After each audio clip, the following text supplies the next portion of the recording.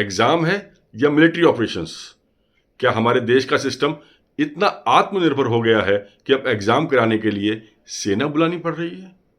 क्या आपने कभी सोचा था कि एक दिन ऐसा आएगा जब स्टूडेंट एडमिट कार्ड लेकर एग्जाम देने जाएगा और पेपर की सिक्योरिटी का जिम्मा मिलिट्री संभालेगी?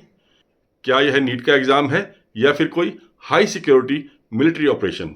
क्योंकि भाई साहब, जिस देश में पेपर माफिया प्रशासन से तेज दौड़ने लगे, वहां आखिरकार फौज को ही दौड़ में उतरना पड़ता है। नमस्कार साथियों, मैं हूं विशाल भारद्वाज। आज सवाल सिर्फ नीट का नहीं है, आज सवाल है कि आखिर हम यहां तक पहुंचे कैसे। देश का आम आदमी अपने बच्चों को पढ़ाने के लिए ईएमआई भरता है, कोचिंग की फीस भरता है, बिजली का बिल बचाकर किताबें खरीदता है और बदले में सिस्टम क्या देता है? बेटा मेहनत करो, बाकी पेपर कौन बेच रहा है, कौन खरीद रहा है, वो हम देख लेंगे। पिछले कुछ सालों में इतने पेपर लीक हुए हैं कि अब बच्चे रिजल्ट से पहले पेपर की सिक्योरिटी की न्यूज़ पढ़ते हैं। अब न्यूज़ सुनिए, 21 जून को नीट का री एग्जाम है। रिपोर्ट्स के मुताबिक रक्षा मंत्री राजनाथ सिंह के घर हाई लेवल मीटिंग हुई। बड़े बड़े ऑफिसर्स बैठे, पीएमओ बैठा, गृह मंत्रालय बैठा, एनटीए बैठा और नतीजा क्या निकला? भाई अब फौज को बुलाओ। सोचिए, जिस सेना का काम दुश्मन देशों से सीमा बचाना है, उसे अब देश के अंदर पेपर माफिया से बच्चों का भविष्य बचाना पड़ रहा है। जिस देश में मेडिकल कॉलेज में दाखिला लेने से पहले फौज की सुरक्षा चाहिए हो, वहां पेपर माफिया सिर्फ अपराधी नहीं, पैरेलल गवर्नमेंट चला रहे हैं। और विडंबना देखिए, बच्चे डॉक्टर बनने की तैयारी कर रहे हैं, लेकिन सिस्टम ऐसा व्यवहार कर रहा है जैसे वे किसी संवेदनशील सैन्य मिशन पर जा रहे हों। और यह सरकार की सख्ती का संकेत है, लेकिन साथ ही सिस्टम की बेबसी का प्रमाण भी है। क्योंकि जब घर की रखवाली के लिए पड़ोसी को बुलाना पड़े तो समस्या चोर से ज्यादा घर के ताले में होती है। अब कुछ लोग कहेंगे, देखिए ये तो बहुत अच्छा फैसला है। बिल्कुल है, मैं भी यही चाहता हूं कि परीक्षा बिना किसी गड़बड़ी के हो, लेकिन सवाल यह है कि हर बार आईसीयू में पहुंचने के बाद ही इलाज क्यों शुरू होता है? बीमारी इतनी बढ़ी कैसे? पेपर आखिर लीक कौन करता है?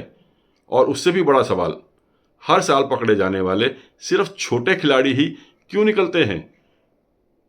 कप्तान कभी क्यों नहीं मिलता? अब एक सीधा सवाल, जब कोई बड़ा अपराध होता है तो अगले दिन टीवी पर बुलडोजर दिखाई देता है। बहुत अच्छी बात है, अपराधियों के खिलाफ कार्रवाई होनी चाहिए, लेकिन भाई साहब, इस पेपर लीक माफिया के कैप्टन के घर का एड्रेस अभी तक बुलडोजर के जीपीएस में सेव क्यों नहीं हुआ? लाखों बच्चों का भविष्य बेचने वाले लोग आखिर किस श्रेणी में आते हैं? अगर किसी की जेब काटना अपराध है, तो लाखों छात्रों के सपने काटना क्या है? ये लोग सिर्फ पेपर नहीं बेचते, ये उम्मीद बेचते हैं, मेहनत बेचते हैं, भरोसा बेचते हैं, और फिर हम कहते हैं कि युवा देश का भविष्य है, फ्यूचर है। भविष्य है, लेकिन पहले भविष्य को बचाने की व्यवस्था तो करो। आज देश दो आईटी सेल्स के बीच फंसा हुआ है। एक कहता है सब बढ़िया है, दूसरा कहता है सब बर्बाद है, और इसके बीच खड़ा स्टूडेंट पूछ रहा है, भाई मेरा पेपर तो बचा लो। अब एनटीए कह रहा है कि सिक्योरिटी बढ़ाई जाएगी, फ्यूचर में एग्जाम ऑनलाइन भी हो सकता है। अच्छी बात है, बहुत अच्छी बात है, लेकिन टेक्नोलॉजी ईमानदारी की जगह नहीं ले सकती।